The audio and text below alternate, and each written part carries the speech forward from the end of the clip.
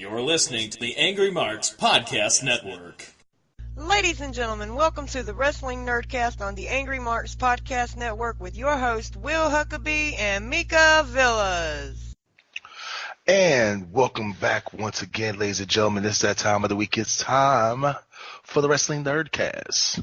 I'm your host, as usual, Mr. Hashtag, all the titles, the AIWF World Heavyweight Champion, the AIWF Mega Heavyweight Champion, the Firestar Pro Wrestling Zone 1 Platinum Champion, the Worldwide Wrestling Grand Prix Champion, the IWA North Carolina Heavyweight Champion, the Disrespectful Intellectual, the Southern Gentleman, the Mid-Atlantic Bully, the Incredible Huck, Will Huckabee saying, what's up once again? And as usual, this podcast is brought to you by our great at Indie Customs. Be sure to check them out on Facebook. Be sure to check them out on Twitter. And saying a huge shout out to our friends at Pro Wrestling World. Be sure to check them out also. Join their group. They talk about a bunch of great things. They just talk about, this past weekend's activities in the entire wrestling world. With that being said, ladies and gentlemen, as usual, let me introduce my co-host. You know her as one half of the world's cutest commentary team. You know her as the Scream Queen. You know her as Miss Hashtag, What That Mouth Do. She is the lover of waffles. She is the voice of the speech impediment. She is the idolater of affection. She is my homie, Mika Villas. What up, girl? What up, boy? How you doing? Oh my gosh, it's been quite the wrestling. I don't know. It feels like a week has happened with such great wrestling. I am excited to talk about everything and anything with even you today. Well, it was a crazy, crazy weekend. There was so much wrestling going on. Man, everything from WWE to New Japan Pro Wrestling to indie wrestling, like just so much. And I will admit that I was kind of lazy this weekend, Mika, and I didn't really watch a bunch of wrestling. I did watch some of the NXT TakeOver. I watched all of New Japan because there was a lot of great matches. And then I watched, a few. Actually, well, I'm not even going to lie. I watched 3 matches from the Royal Rumble. That was it. But I feel like I watched the 3 best matches of the Royal Rumble. So I got my money's worth. I got my $9.99's worth, watching those 3 matches. Because I just don't have it in me anymore to sit through like a 5-hour WWE pay-per-view that's not WrestleMania. What about you? I think about it as a fan. I do have it in me because, yes, I pay my $9.99, and one, I want to be as, excited and in the moment as possible. Like those folks sitting there for the pay-per-view. Think about it. WWE for Royal Rumble had a pre-show, the show itself, and an after show. That is absolutely crazy. As a matter of fact, Royal Rumble started earlier than normal. That fact that was kind of lost on some people who were like, oh my God, the Rumble already started? Like, yeah, guys, they started this one early. But I watched as much as I possibly could. I even rolled into a 3-hour Raw. And I will tell you this, the Raw main event for me was the women's match, Alexa and Asuka, because after that, I passed out. I was done. I was emotionally and physically spent after that match. So that was the Raw main event. I understand that Finn Balor and John Cena had a little tete-a-tete, and it wasn't all that good. So, hey. Yeah, Raw actually overall was a lot better than I thought it would be. CW, our distinguished producer CW, did not agree with me whatsoever while we were talking on our group chat and stuff. CW was not impressed with Monday Night Raw. There was a couple of good things. I just want to talk about a couple of the good highlights from each show. We'll start with NXT TakeOver. For me, the highlight of NXT TakeOver would have to be the Cassius Ohno Velveteen Dream match. Like, I was not a huge fan of Velveteen.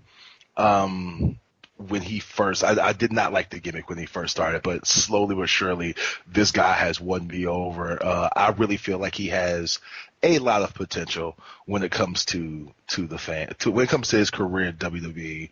The main event was really good. You know, I actually like, how you pronounce his name? Don't let me mess his name up. Cien Almost. Yes, you know, Andrade Cien Almost. You have to do it with a Spanish accent. Yeah, I'm from Carolina. We don't do Spanish accents. But I like him as a wrestler. I love him as a fan. I hate him, which means that he's doing his job very well. I hate everything about him, from his manager / valet to his ring gear to his finishing move. Everything about him I despise, which means he's doing his job right. So those two matches really, really stood out for me. Huge shout out to Adam Cole. Adam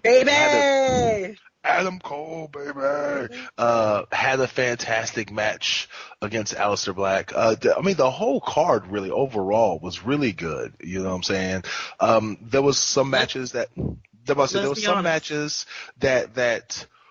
weren't what we're used to for NXT TakeOver, but overall they weren't like the drizzling shits. Let me go ahead and just say that there was no drizzling shit matches on NXT TakeOver. Yes or no? What do you think?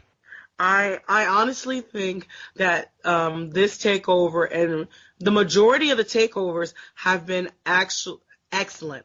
That they have been better than the pay-per-views that they preceded, that they've had more quality matches, more quality storylines, more quality performances overall than the pay-per-views that they come through. So this NXT TakeOver, I was so scared for Royal Rumble. I didn't know. I was like, oh my God, there's no way they can follow that. You know how you say after a good match, you're like, shit, I don't want to follow that.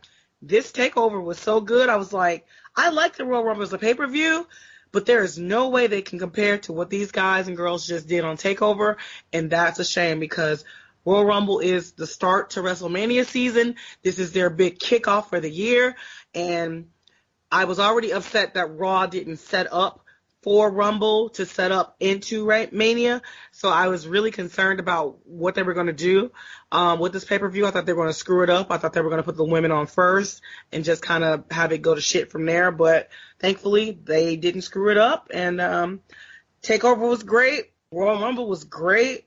Hello, WWE. Kudos, claps, and snaps or whatever, because this weekend or 3 days worth of wrestling for WWE, I cannot complain about. It was worth every lost hour of sleep. Now, did you get a chance to watch any of the New Japan shows this weekend, Mika? I have watched highlights because, again, we talk about lost hours of sleep. I don't sleep, but oh my God, there's just so much wrestling and only so many hours in the day. If you add like 28 hours to the day, I can watch all this wrestling and get it all done with. But I watched highlights. I'll tell you what, man. 2 days of wrestling. They're new beginning shows and stuff, man, and they were amazing. Friday night, and you're right, like, because the shows are in Japan, and they start in the evening in Japan. Here, especially on the East Coast, they start like super early. So like Friday's show started at like 4:00, and then Saturday's show started at like 1:00. But I'm a huge New Japan fan. Congratulations to Minoru Suzuki for becoming the IWGP Intercontinental Champion. I had a great match with Tanahashi. I'll tell you what, Tamika, if you don't watch any other match from this weekend from New Japan, the Minoru Suzuki Tanahashi match was everything that I know that you love about wrestling. It did not end in a pinfall. It actually ended in a referee stoppage. It was just ungodly brutal. As our fellow podcaster on the AngryMarks Podcast Network, as Abby A likes to call it, it was a beautiful murder. Minoru Suzuki just beautifully murdered Tanahashi and just destroyed his knee to the point where Tanahashi didn't have to give up. The referee just stopped the match. It was like, nope, that's it. That's it. Congratulations to Jay White. Switchblade Jay White just came back from excursion from ROH. beat Kenny Omega for the IWGP United States Heavyweight Championship. Not a, I hate to say this, but it was not a typical Kenny Omega match. And I don't know if that's just because Jay White's still very green. He doesn't really know himself as a character, as a person. Wasn't a bad match. It was main event worthy, but it wasn't Kenny Omega main event worthy. But I feel like for Jay White, like they rushed him to be in the spot that he's in now. That seriously, like a month ago or so, it feels like he was still doing young boy stuff, and now all of a sudden he's this switchblade. He's supposed to be this character, and not in the numbered shirt outside the ring. So I feel that while he is talented, he is not as talented as the spot he is in currently. But maybe he will prove us wrong as the time goes on. Well, I mean, usually when they go out to excursions, they usually find gimmicks or something similar to the gimmick that they're going to do in New Japan. Like Takahashi, when he was the whole ticking time bomb, when he came back from excursion and became the ticking time bomb, like that was a gimmick that he had kind of learned in Mexico. Roppongi 3K, they were the Tempura Boys and stuff, which was like happy-go-lucky, but their style of wrestling is very similar to them as Roppongi 3K. With Jay White, like you said, even when he was in ROH and stuff, and he was having matches with ROH, he still had a very green boy, young boy feel to it, and they kind of, the gimmick that he has can't come in during the first or second match of the show. Like the way they brought him in, he can't come in as the first or second match. Like he has to be at the top of the card or nowhere at all, unfortunately. And just like Cody Rhodes, in my opinion, just like Cody Rhodes when he first got out of WWE, we're going to have to watch him grow as a performer worldwide. He's going to have a worldwide audience watching him make all of these mistakes and stuff that he probably could have made with this gimmick in ROH. No offense to ROH, but they don't have, in my opinion, they don't have the same worldwide appeal as a New Japan. There's not millions of people watching ROH pay-per-views. It's not a shoot. It's not a shoot. It's the truth. They don't have millions of people. They don't have 35,000 people coming to see their big show. I mean, that's just how it is, but Jay White could, and there's nothing wrong with that. I'm just saying that Jay White could have he could have started the Switchblade gimmick in ROH, and then when he came back from excursion, he would have been a well better polished performer. That's just my opinion. I'll agree, except for that whole, talk about attendance and all that. That's too much for me. I'm just a fan. I pay ticket sales, so I can't talk crazy. Whatever. You somebody might pay for your tickets. I don't know if it's you paying for your tickets. Sponsored by Waffle House. I hate you. Anyway, let's talk about the Royal Rumble. And I just want to talk about the three matches that I watched. Okay, I'm going to ask you your opinion, Mika. Men's Royal Rumble, what did you think about it? Surprises, likes, didn't like? It was the basic Rumble. There wasn't anything extraordinary. I know people had their panties in a proverbial bunch because, for instance, Finn Balor got eliminated by John Cena of all people, and the comedy stylings of Heath trying to get into the ring to fight, and it was good, but it was basic as hell. It was a good thing that Nakamura won because it was his time. My only concern is, of course, Nakamura going to WrestleMania cutting promos, because still English is not the mastered language. And WrestleMania is a huge, huge media circus, and I know they want it to be international, what have you, but to have a buy-in from the fans, especially these casual WWE fans, you have to talk asses in the seats, and I don't know if he can do that. They should just have Funaki be his translator. Or he just cut them all in Japanese, as CW likes to say, which was kind of what Asuka did Monday night. I will say that I popped huge for the Hurricane making their return back to WWE. Huge pop. I love the Hurricane. As far as the men's Rumble goes, I feel like they knew that they had something special with the women's Royal Rumble, and so they decided not to throw all their eggs. They decided not to, gradually build the card up. And I don't, as a booker, as a former booker, I can understand, like, you don't want to, like, throw so much early in the match that, your main event loses its appeal. Speaking of appeal, the triple threat, Braun Strowman, Brock Lesnar, Kane. Completely. I hated the match, but I'm glad that Braun didn't win because of what happened Monday night. You like that carnage that made them go like old school Raw with microphones with cords and go back ringside and dig out Jonathan Coachman of all people to be ringside? I was like, yo, you get rid of David Otunga. You get rid of Booker T. Are they going for the light-skinned brother? I don't understand what's happening in WWE where there's got to be I'm okay with it, but where there's got to be a black guy in commentary all the time. And why they dig up Coach? You got to have that. Well, Coach just came back from excursion from Sports Center. That was no excursion. Coach was on a freaking leave of absence forever. Like, I quit. So I'm out of here. I think it was good. It was weird. I like Coach, but those three don't have a dynamic yet, so they kind of stepped on one another with Michael Cole trying to referee on commentary. And as a commentator, I'm listening to it, and I'm just like, oh, guys, it's about you guys too much, and you're not telling the right stories. They were telling, kind of, Corey, let me tell you, no, you tell you. They were fighting amongst each other, and you lose the story in the ring listening to them go at it. So that's something they have to work on, and I didn't appreciate because it took away from what the guys and girls were doing in the ring when these three idiots were pretty much just putting themselves over. I just wanted to talk about Braun throwing the entire announce table on top of Kane, and then not only that, but his T-shirt worthy response was freaking amazing.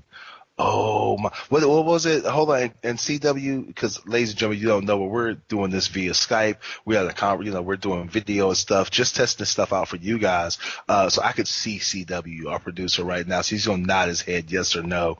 CW, correct me if I'm wrong, but did they not, like, Corey Graves interviewed him right after that spot, and he was like, "What was that? What are you doing?" And he was like, Kurt Angle said this was the last man standing, so I did my job. Like that. As soon as he said that, Mika, I'm not even lying. As soon as he said that, I immediately messaged CW. I was like, that's a T-shirt. Oh my God, that's a T-shirt. It's a whole lot better than the Get These Hands T-shirt because, my homie O'Shea has been doing that for years before Braun, but I'm not going to tell Braun that. But yeah, I did not like the triple threat match, but I liked it just because we got beautiful murder from Braun Strowman to Kane the very next day. So, and then there's the women's rumble, and Mika, I know number 30, you popped like there was no tomorrow. Oh, it's time to rock and roll. Okay, yeah. I mean, I was Trish Stratus for Halloween. I've done it for different wrestling events. So, again, I wasn't a huge Trish Stratus fan at first, but it was great to see Trish. It was great to see all those girls of the Attitude Area, or basically the Divas, come back and compete and, in a way, kind of hand off the torch to this new era of women wrestlers. They got in there, they took some bumps, took some lumps, took some hits, did a little something, waved to the fans, got cheers. But at the end of the day, a wrestler won the women's Royal Rumble. She is historic in the fact that she's undefeated, historic in the fact that she's the first woman ever to win an all-female Royal Rumble. But the biggest thing from this Royal Rumble for me was Nia and Beth Phoenix.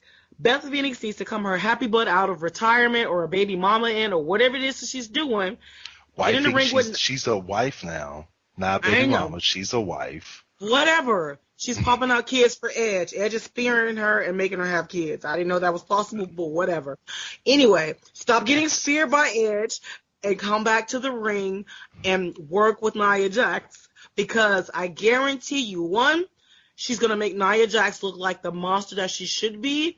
Two, Beth Phoenix still is a viable competitor even after being speared by Edge nightly. So I will say no. You know what? So for me, the big deal. First of all, yeah, it's cool. Michelle McCool and Kelly and all them came back. There was no Stacy Keibler. There was no Sable. I was kind of disappointed. And don't say Sable wasn't around because Brock was there. So whatever. Here's what I'm saying.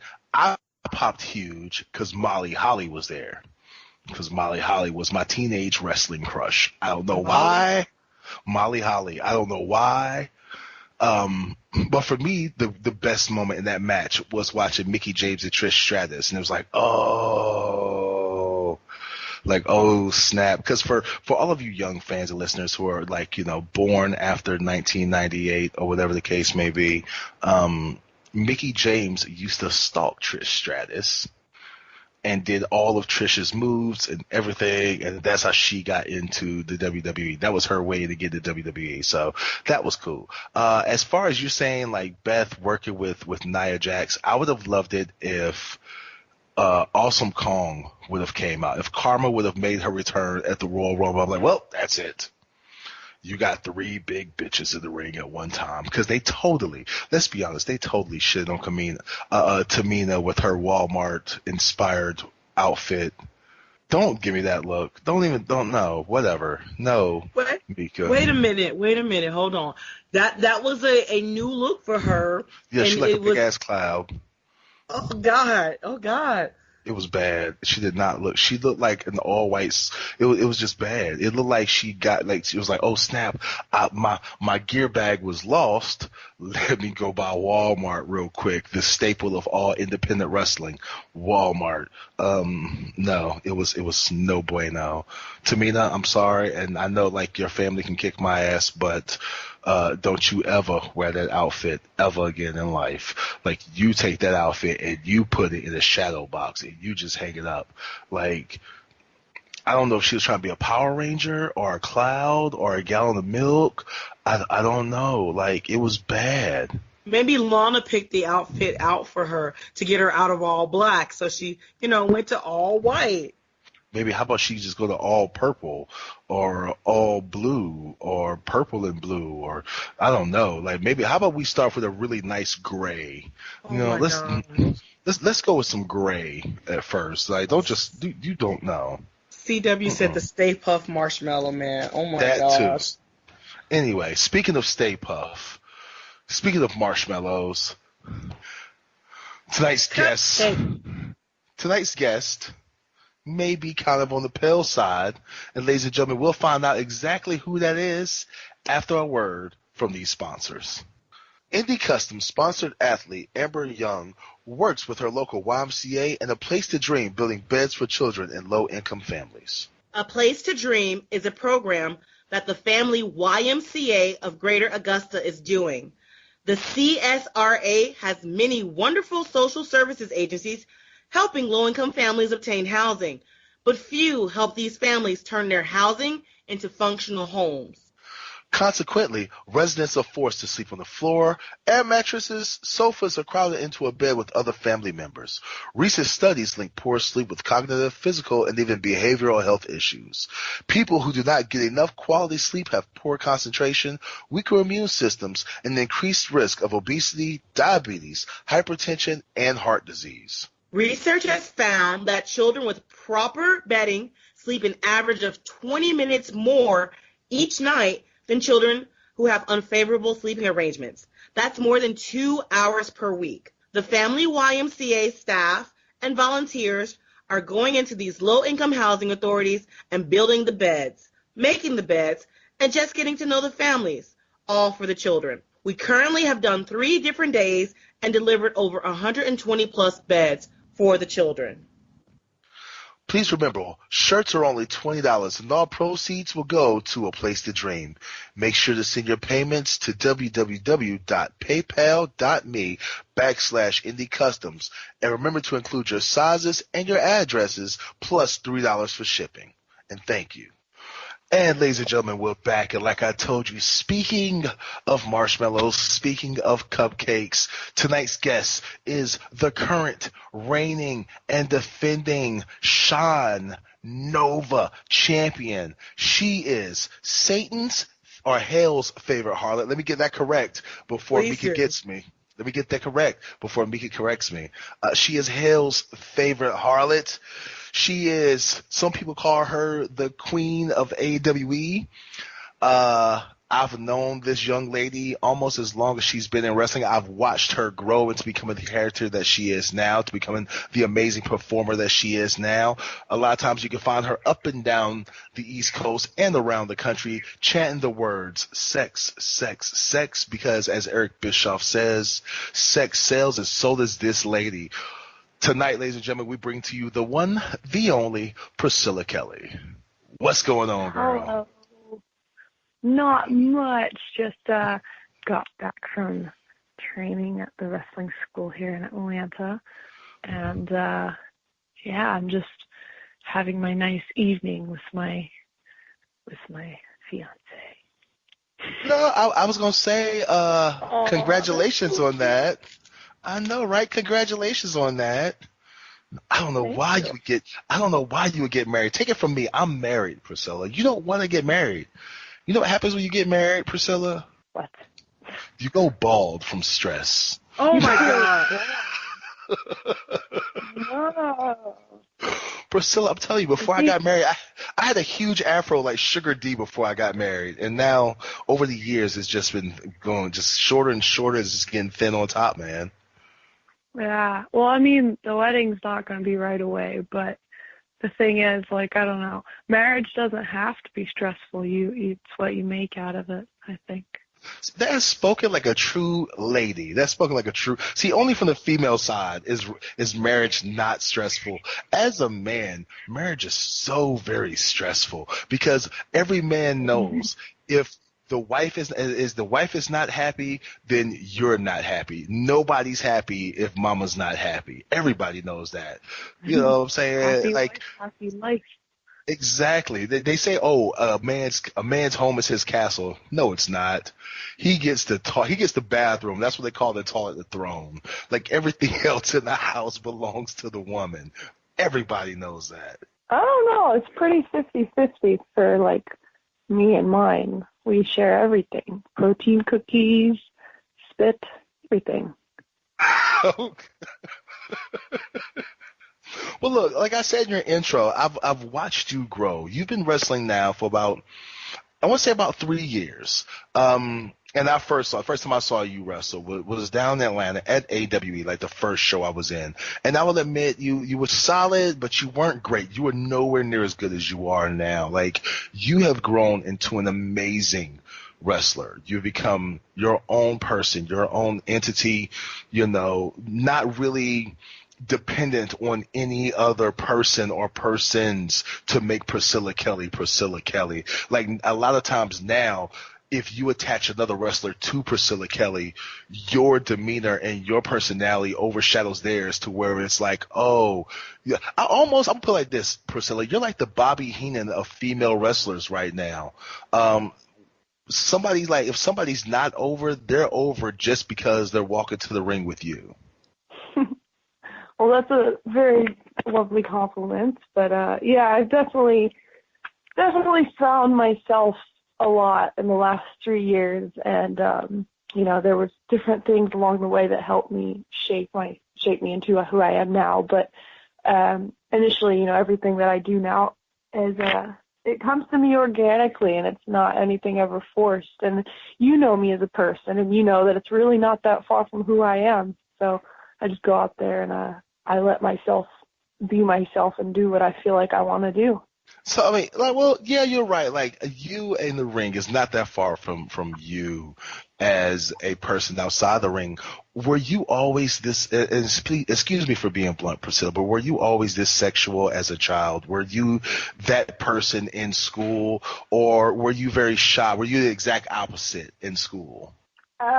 So a lot of it comes from, like, I grew up really strict, and, like, my mom always made me feel really shamed for my sexuality because, like, I come from a world where, it's very, like, hush hush if you have a boyfriend. Everything's very secretive. It's very old school, like, raising, and because of that, I always just felt, like, trapped. And when I finally got out in the world and was able to, like, be myself. I in my work, I kind of try to preach, like, to be open with your sexuality and be open with who you are. And I don't ever want anyone to feel shamed or have to feel like they have to hide who they are. And that's kind of the message behind everything on a deeper scale.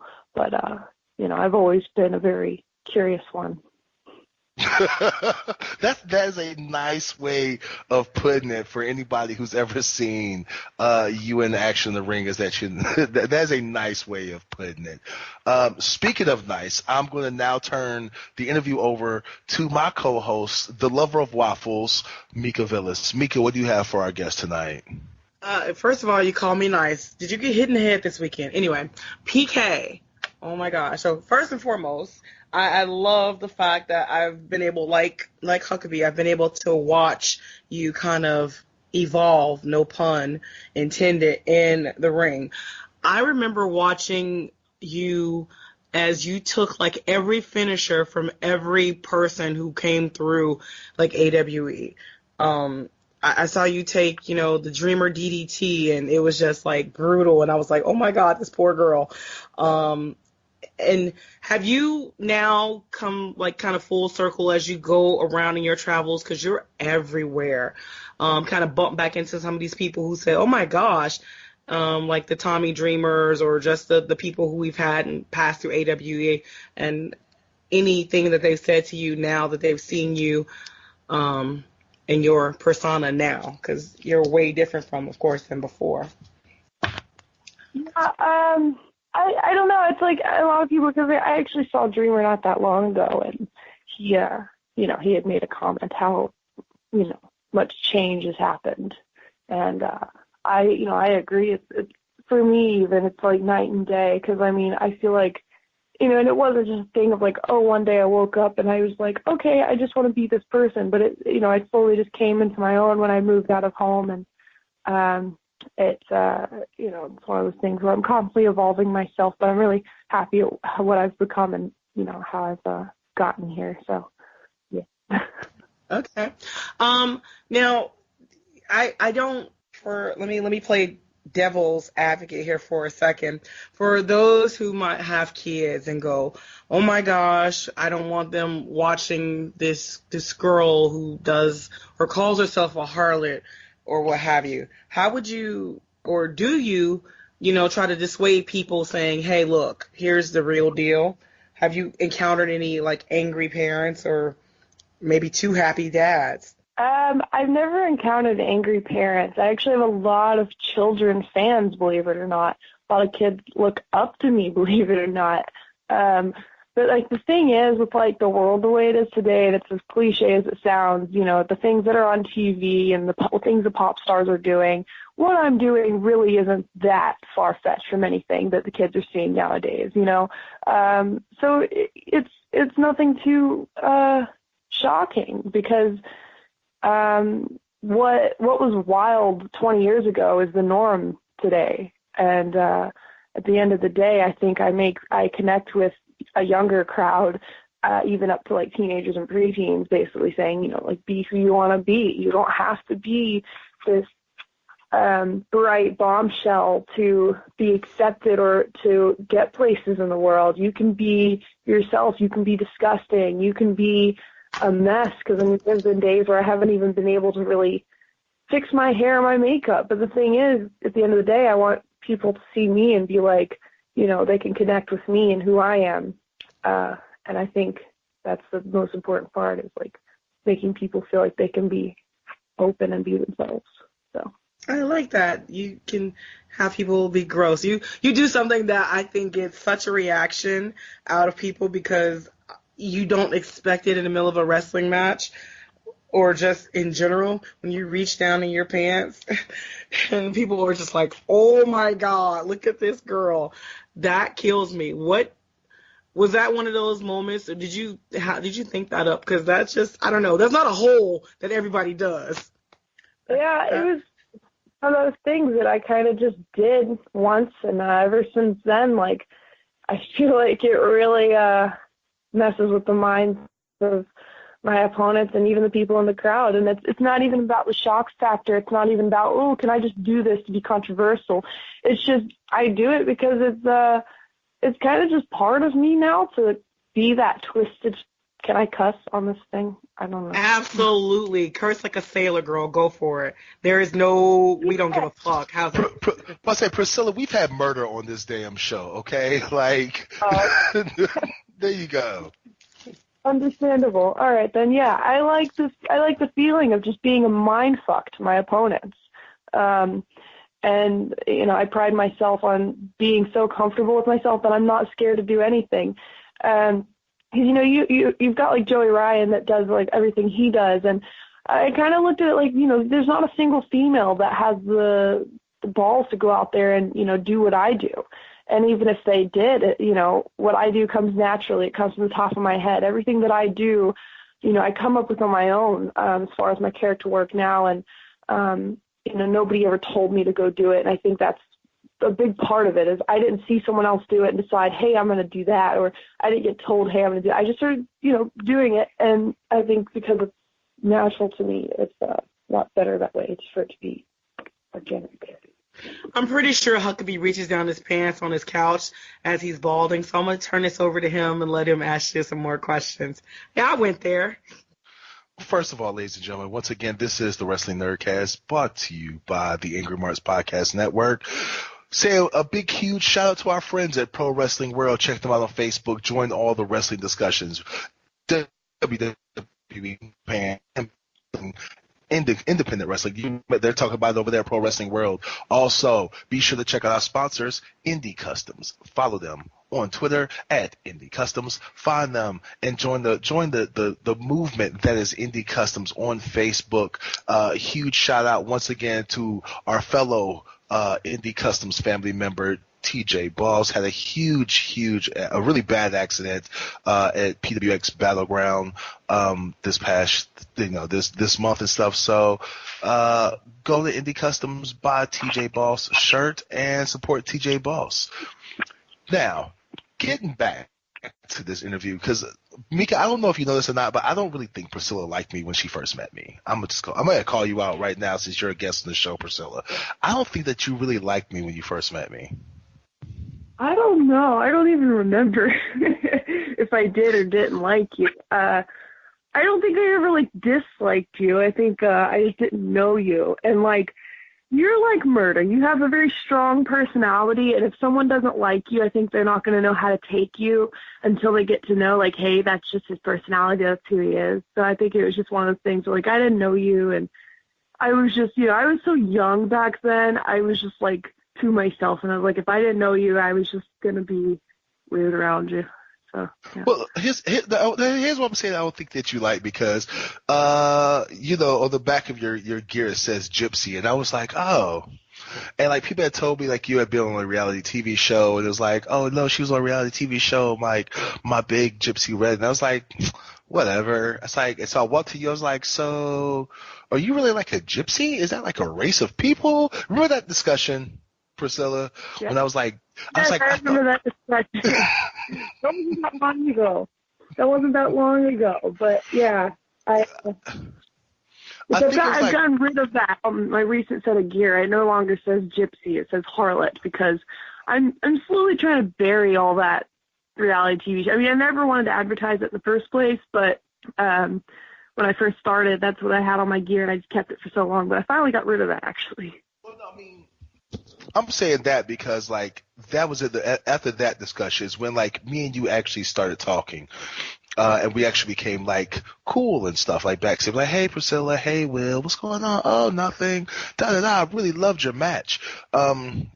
You have grown so much, and it's so funny that you said, that's when I was younger, because you're still very young now, correct? Yeah, I don't know. Murder might not like this too much, but I was actually 17 years old when I first started with AWE, so I was a lot younger. And Amika, yeah, she's like 20. She's like maybe 20. If she's 20. You're trying to get me to get her drunk. I'm already going to go to jail for other stuff. Jesus. I mean, I condone underage drinking. I did it when I was younger. Who cares? Whatever. She's around friends and family who's not going to take advantage of her. I feel like we should have a disclaimer after that.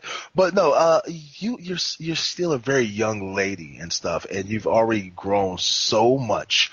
And you speak about, you talk about Murder and stuff, and I don't know if Mika knows, you were trained by Murder One, the infamous Murder One, former NWA World Tag Team Champion and stuff. What was one of the first things that he told you as a female that you needed to know to be a part of this business that you realize is 100% true and without a doubt every woman needs to know? He told me to toughen the fuck up. And that was one of the first things he said to me, and it's one of the things he continues to push in my head still to this day is, just to be tough and be hardened, because really, if you don't have a tough mentality, this business will break you. And I learned that over the last few years. But when I first started training, before I started training with Murder, I was just kind of hopping around between a few different training facilities at the time. And when I came to Murder, I think he was the one that really pushed me and really brought me to my own, and that's when things started clicking. And I also, I hardened a lot over the last 3 years, being around Murder, having him as not only a trainer, but also a mental influence and almost like the dad figure. And I learned so much just being around him, and he made me into who I am today as a person and as a wrestler. Because I was very innocent, soft-spoken. I mean, like, I'm still pretty soft-spoken for the most part, but, like, I was very, very soft-spoken and quiet and, like, shy when I first came around. And now, I'm not afraid to speak up for myself these days. And, all of that is because of Murder teaching me to be assertive, basically, and, don't take no shit. Now, I was about to say, go ahead and you can tell us the names. We won't tell anybody. Who else did you train with before you found the Blazing Lariat Dojo? I've never actually brought this to the attention on any podcast ever, but I originally, when I first stepped foot in a ring, I was actually training at NWA Atlanta, which I don't even know if it's still a promotion anymore. I'm not sure. But I was training under a guy named Tyson Dean, which, that's the whole thing. I ended up leaving about 6 months into that, and I started training at PCW with a few people down there. Like, it was just kind of random people coming in and out, but, like, Marco Polo was there a lot. Fred Yehai was there a lot. And I kind of bounced around between, like, those few places. And I got to know Murder and Josh Wheeler in July. I came to the AWE show, and I stayed there all day and night, and I, set up the ring. I tore down the ring just to get to talk to Josh. And then not too long after that, they told me that he was going to be starting up a new class soon. So I joined in January of that next year. So and then I started training with Murder from there. Well, because there's so many questions I want to ask that leads from that point, from that question. But before I do, I'm going to pass it over once again to Mika, who you might not know this, Priscilla, but she is the voice of the speech impediment, the lover of waffles, and Ms. Hashtag What That Mouth Do.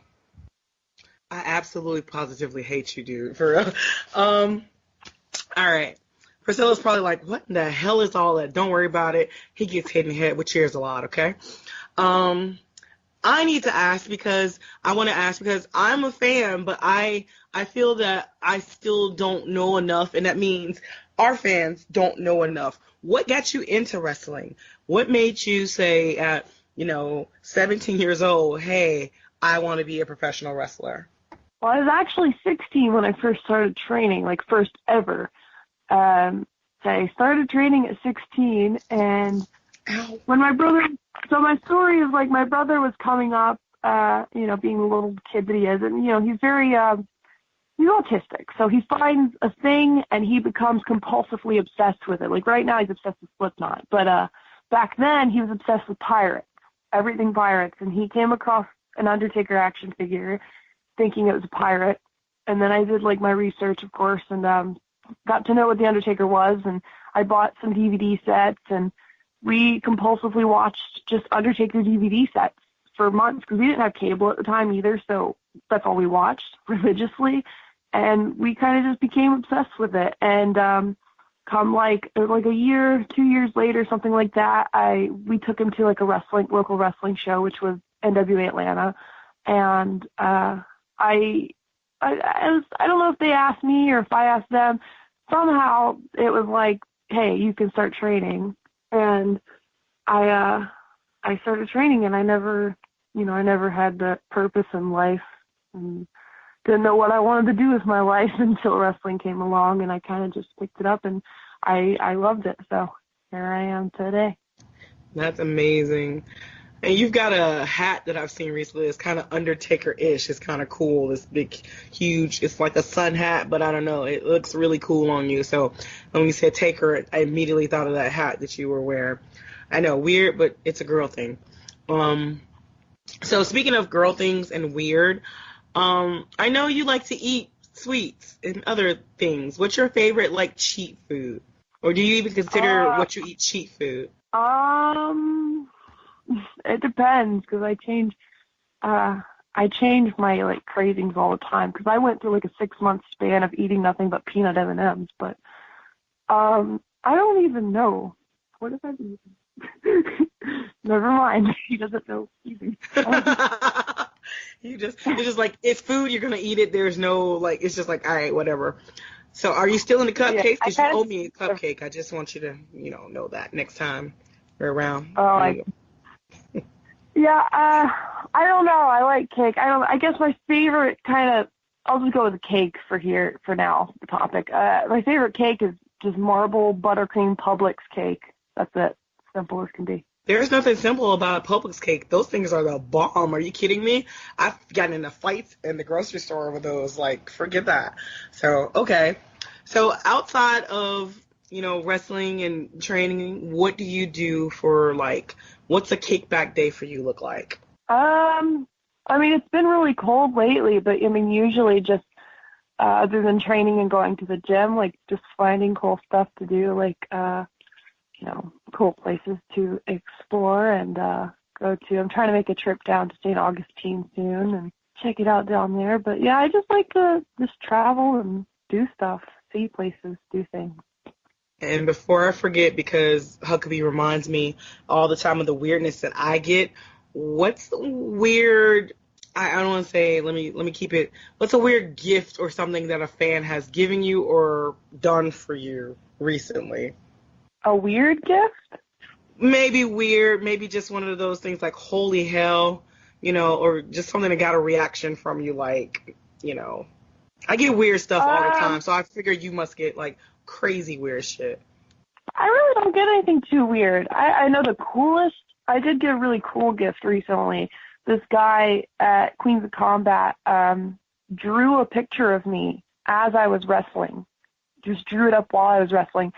And it was really good. It was really, really good. That was like one of the cooler gifts. And then like I've also gotten a lot of candy lately. Like I had like a big family-sized bag of Reese's Pieces brought to me at Queens of Combat, and at Fest they like to bring me peanut M&Ms and stuff. But, usually it's pretty normal stuff for the most part. No one ever has brought me anything too weird, I don't think. That's pretty amazing. So speaking of weird, Huckabee is chomping at the bit over here. I can see him, so let me pass that back over to him. First of all, once again, ladies and gentlemen, this is the Wrestling Nerdcast on the AngryMarks Podcast Network. Saying a huge shout out to our friends at Pro Wrestling World. Be sure to check them out on Facebook. And also say what's up to our friend Kimberly Ann over there at Indie Customs. Thank you to Mrs. Sleaze for giving our beloved Mika that nickname, Ms. Hashtag What That Mouth Do. Once again, we're talking to our guest, the Shine Nova champion, Priscilla. PK, I've got to ask you, first of all, the last time I spoke with you, I told you I had some questions. Because when you first got into wrestling and started really wrestling as an in-ring talent, your rival was one Kiera Hogan, and you and Kiera had some knockout, drag-out matches along with Ashton Starr. And now, fast forward 3 years later, you're the Shine Nova Women's Champion. She just made her debut on Impact. Go ahead and describe that rivalry for our listeners. Matter of fact, is there even a rivalry between you and Kiera? Not anymore. We made up late summer. The match where Camilla Kane turned on us, and we right before that, we had just come to terms and we hugged it out in the middle of the ring. And ever since then, we've been best friends. But yeah, we've definitely had a lot of ups and downs. Like since the beginning, we both started out as managers fighting, and then we slowly grew into wrestlers who fought. And, now we're just both good friends and supporting each other's success in our own ways. I want to say, is there still a healthy competition? Because even though, you ladies are friends and stuff, is there still that healthy competition between you two? At this point, I don't think there is. I think we've come to terms where we're both we both support each other, and I don't think there's ever a moment where it's like, yay, I'm happy for you, but one is deep down inside, hoping the other one fails. I don't think that it's ever like that between me and her, and that's why, it feels like we have the friendship we have, because there's so many girls that are friends, and they say they support each other, but at the end of the day, they're hoping the other one fails, and that's not true friendship, and that's not what me and Kiera are. Good point. Now, because I know that Mika and a lot of other fans from Atlanta, from the Georgia area, drove down to Florida to watch you win the Shine Nova Championship. For you, what does it mean to be the Shine Nova Women's Champion? For me, it's a really big thing being able to be the first ever Shine Nova champion, because being the first ever gives me the chance to really build that name and that brand for that belt and get it noticed and get it seen. And it's a big responsibility, and I think I've done a pretty good job. I've defended it at Women's Wrestling Revolution in Providence, Rhode Island, and I've defended it out at AWS in California. I've defended it at AWE. So to me, it's kind of an honor to have someone see so much potential in you to where you get that shot to get that championship and promote it everywhere you go. So, yeah. That's cool. Like you said, you're the first ever Shine Nova's champion and stuff, and you basically set the tone for that title. That title, whatever your title ranking is basically what that title is going to be known for. What do you want to be known for when it comes to professional wrestling? I want to be known for not conforming to what wrestling society says that I have to be or do to be a good women's wrestler, and just being known for just going with my own instincts and, everything that I do in wrestling being from the heart and not just something that someone gives me as far as like character or, whatever. So I guess that's the biggest thing. Yeah. I'm about to say, I doing my research on you and stuff. I read an interview where you were saying, a lot of people compare you to WWE Women's Superstar Paige, because both of you ladies are very slim in build, dark hair, very, not the tannest of people.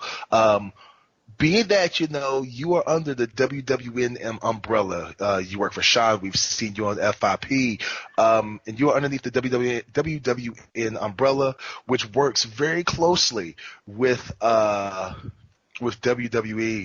All right, would you be willing to step in that page spot? They called and said, hey, Priscilla, we need you for this spot.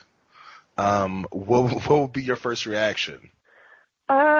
I mean, like, obviously, it would be a great opportunity to work for WWE. I don't think that I would, want to just be called up as the next Paige, or we want you to replace Paige, because I want to, Paige has got her own thing and I have got mine, and I want to be taken as who I am and not just be the next whatever. And I think, if I ever did get called up as something, I would make sure that whatever I had to do, I would make myself stand out and be unique and not be just the next Paige. Ooh. So, all right, speaking of standing out, because I know our time with you is running short, and you are very busy, and, you have your fiance there with you, and y'all got to finish cuddling on the couch, whatever it is that you young people do these days. I don't know. I'm old. Speaking of standing out, I've got to ask you a question. I've got to ask you a couple of questions. When you're in the car on a road trip, what is your one song you have to hear? What is your guilty pleasure road trip song? I don't know. Are you awake? Well, Deep Throat by Cupcake. Really?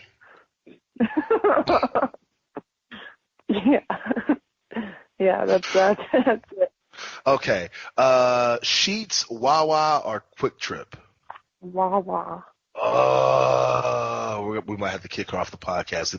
Ladies and gentlemen, this podcast may never air because of that answer. Okay, last question. Waffle House or IHOP? Waffle House.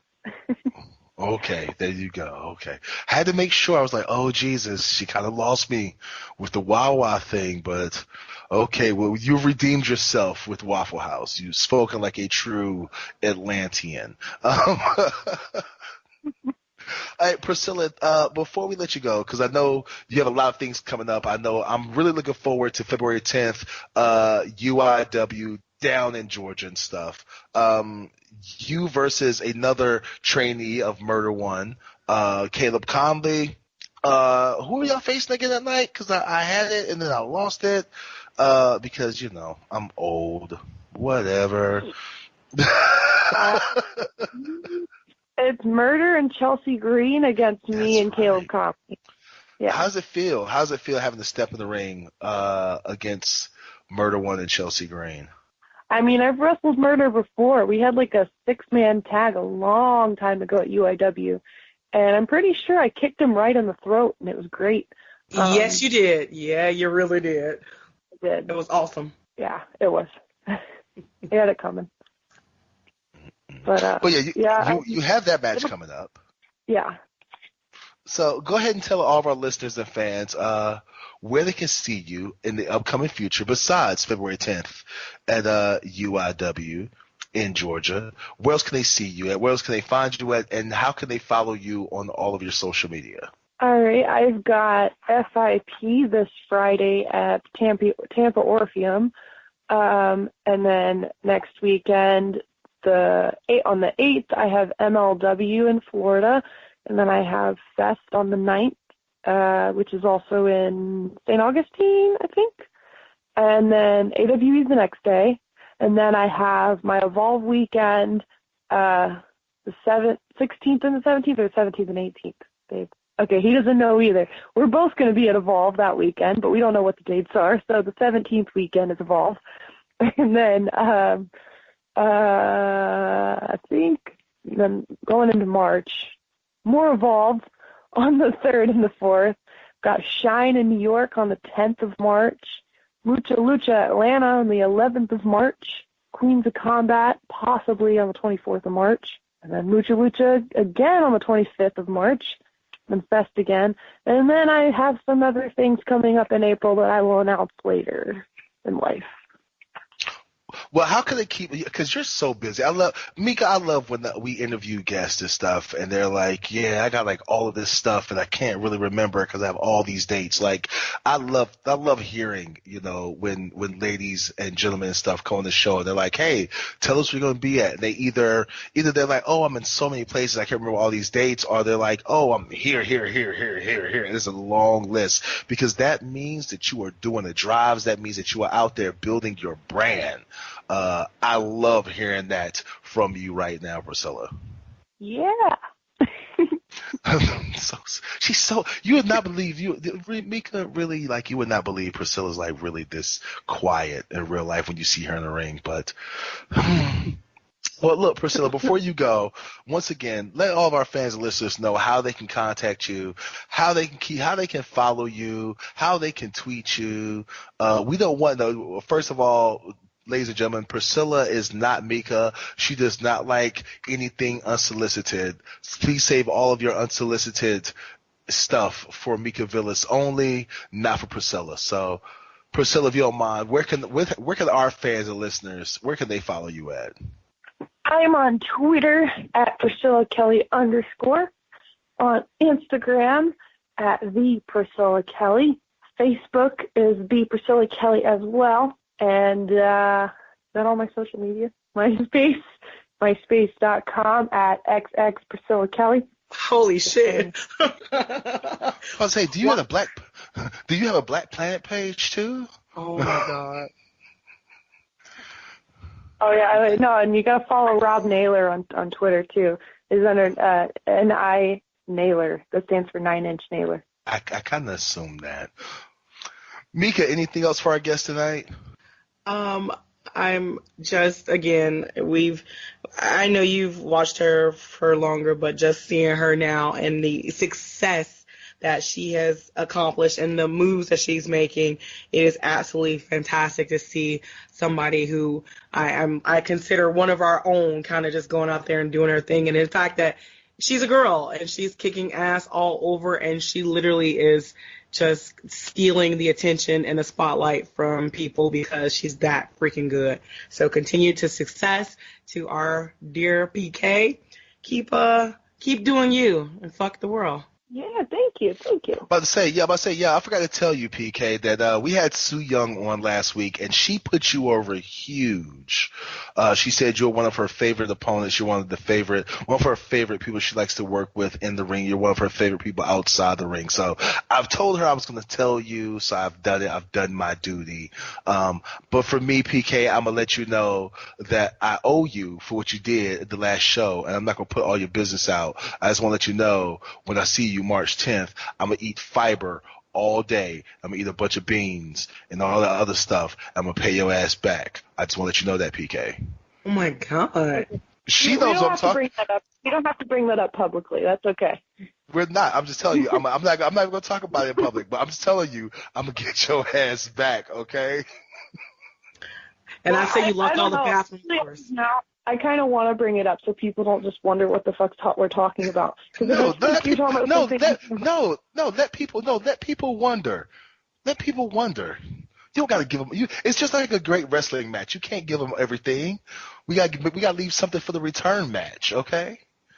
Hopefully you'll come back. Hopefully you'll come back on the show and we'll talk about it then. How about that? All right, fine. Well, thank you, PK, for being the guest in the show. Like I said, we'll see you. We'll actually all be in the same place February 10th. So have a good one. Tell the fiance we said hello. Hopefully we can talk to him soon as well. He says hello. Hello.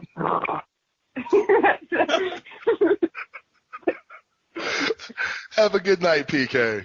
You too. Bye-bye. Bye. Mika. Yes. Priscilla Kelly, homie. The Priscilla Kelly. Like, seriously, the girl is, absolutely one of a kind, I think, no matter how much people want to compare her to, Paige or what have you.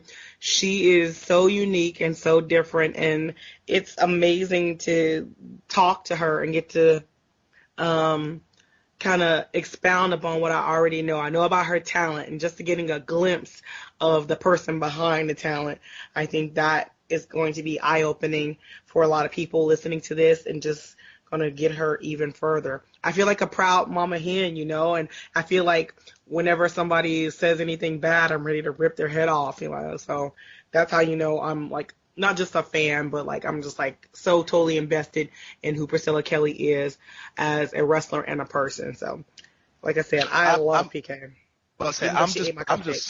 I'm just proud of anybody that I know in wrestling who is being successful, who is out there making moves and doing the drives and getting the win showtime.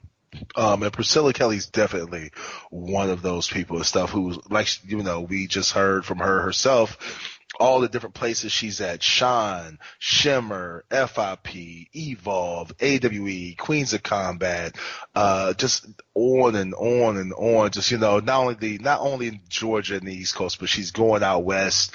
It's an honor to know her and to have watched her up to this point. And I have no idea how good she's going to be in the future. But if she continues to grow and to get better the way she has been the last 2.5, 3 years since I've known her, sky's the limit. Like, we will see her in a women's Royal Rumble in, I'm going to say within the next 2 to 3 years probably. Like, I'm going to say within the next year, we're going to see, next 2 years, we will see PK in a WWE ring, because talent like hers cannot be denied whatsoever. Truth. We agree. We agree on stuff. Now, yay, don't make it a habit. With that being said, it's almost the end of the show, and I feel like we haven't really heard anything from Mika. Do we have a moment with Mika Villas today? Anything that's really rattling around that big old dome of yours? Wow. Just a little something. Going back to the Women's Royal Rumble. As much as you and I enjoyed it, there are still people on the internet, and I know it's the internet, people are idiots and, pardon my French, assholes, but there are still people who just took a big, huge poop on it and were complaining about it, saying that, they shouldn't have brought back all the girls from the past, that they should have left it with future girls, brought up girls from NXT, pulled in indie girls, and what have you. People, let me tell you something. I understand that wrestling fans are fickle as hell, and they want what they want, because all of us are indie bookers in our own right. The fact of the matter is, what the WWE did with the Women's Rumble is a first. They will improve, they will expand, and what they did was, again, give a shout out to their past. They know where they came from the Attitude Era to the Divas era, to basically where they had these girls literally showing tits and ass, to now having full-blown real wrestlers in the ring. They did a tribute of sorts without going full on in your face, we're doing a tribute. So for people, taking a dislike to the Women's Royal Rumble, I say to you, fuck off. These girls deserved every bit of spotlight and shine that they got for the things that they did back then, the things that they're doing now, and the things that they're going to do in the future. And that's all for Mika's Minute. I thought that you were going to talk about the whole Ronda Rousey thing, but, I feel like all I'm going to say about Ronda Rousey and WWE is that anything that brings attention to the product in a positive way, and Lord knows, ladies and gentlemen, professional wrestling needs something positive, something good right now. Dear Lord, with all the black eyes that have been given out, not only in professional wrestling, but in the entire world of entertainment, we need something positive right now. So Ronda Rousey, bringing eyes to the product in a positive way, whether you like her, whether you don't like her, whether you hated the way her UFC MMA career ended with the 2 losses.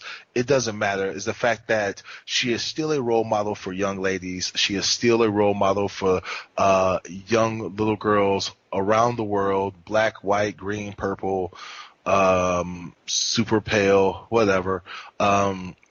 It's always a good thing to have somebody like Ronda Rousey on the roster and stuff. So that's all I'm gonna say about it. Quit hating on Ronda. That's just stop. Now, with that being said, Mika, look. First of all, it's Will Huckabee's birthday weekend. Bam! It's my birthday weekend. That's right, ladies and gentlemen. This coming weekend, February 3rd, it's my birthday. I will be the ripe young age of 22. So Mika, what are you doing? 22 times 2? 44? No, 44. I'm sorry. I apologize. No, Mika, you had our 48. ages wrong. You're 44. Yeah, right. But what do you got going on this weekend? The weekend that I've dubbed the weekend of Will. The weekend of Will. There is somebody else who shares a birthday with you this weekend. No, nobody else shares a birthday with me. All right, whatever. They're impersonators. They're imposters. Well, kind of, sort of. Y'all are both larger statued men of color. So anyway, this weekend, I don't know if I'm going to do a wrestling weekend per se, because with this whole birthday thing, I might hang out with these people and, kind of celebrate. But Thursday night, I do try to plan to get to WWA 4 and partake of the free wrestling show that they do there at the AR Fox School, training school. I went to the Landmark Arena this past weekend as well, so I might try to get back out there Saturday night for the Anarchy show. It was pretty live. I might travel back out to Anarchy. They had a huge crowd of people there in Landmark, so, during wrestling weekend, I might take in one show, some Anarchy, because I like the chaos.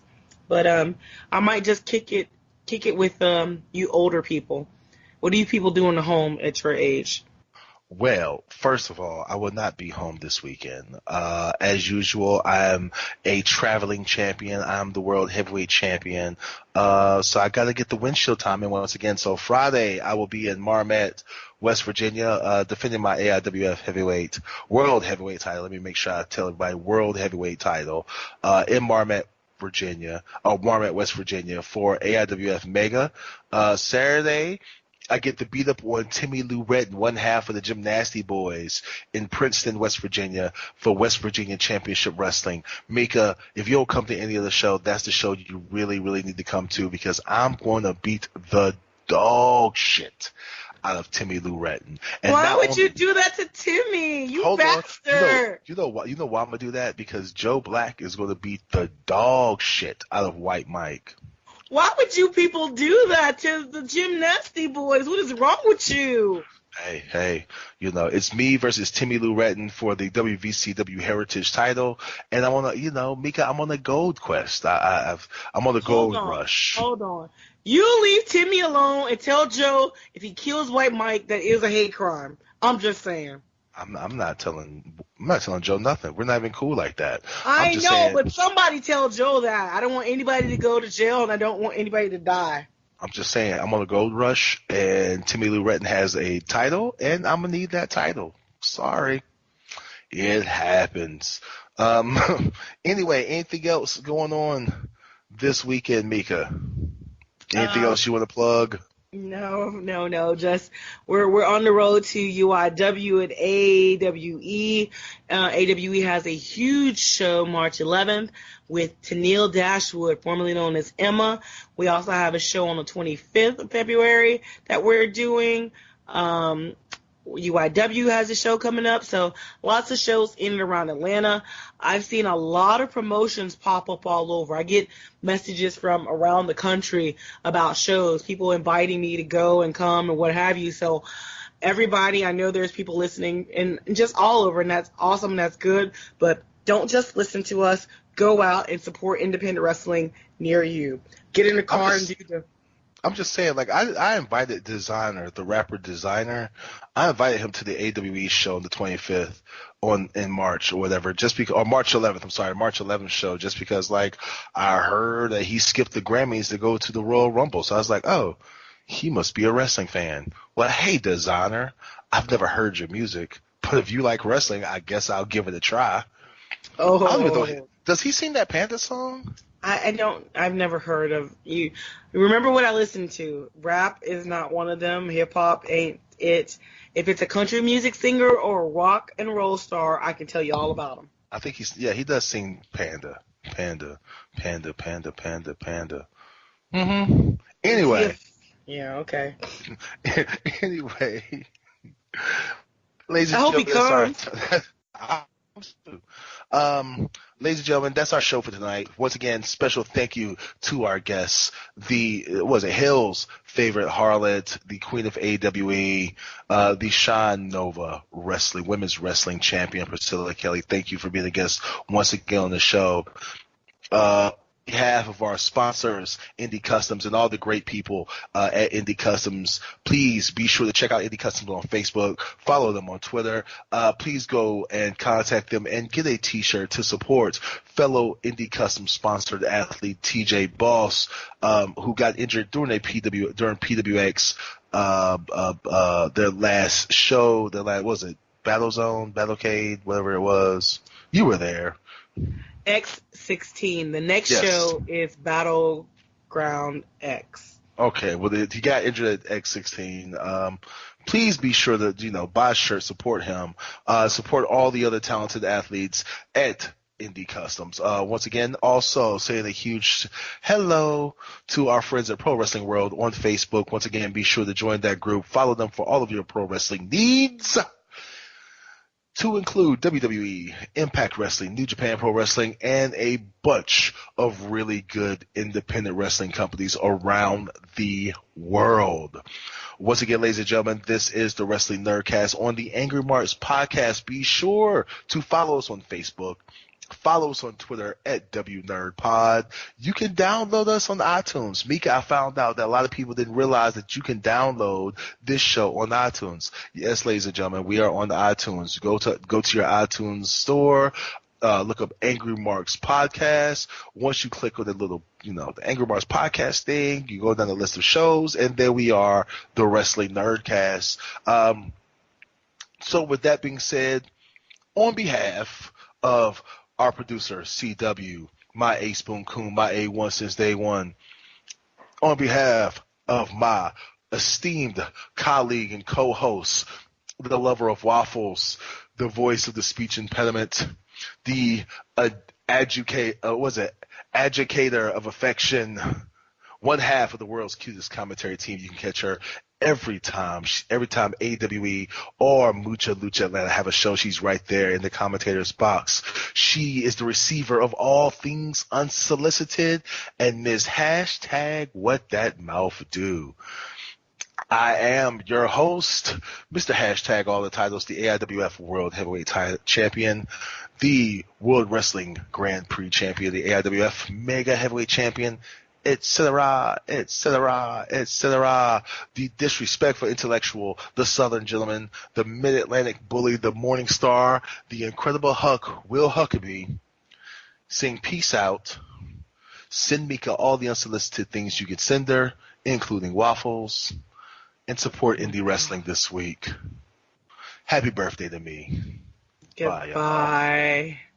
You're listening to the Angry Marks Podcast Network.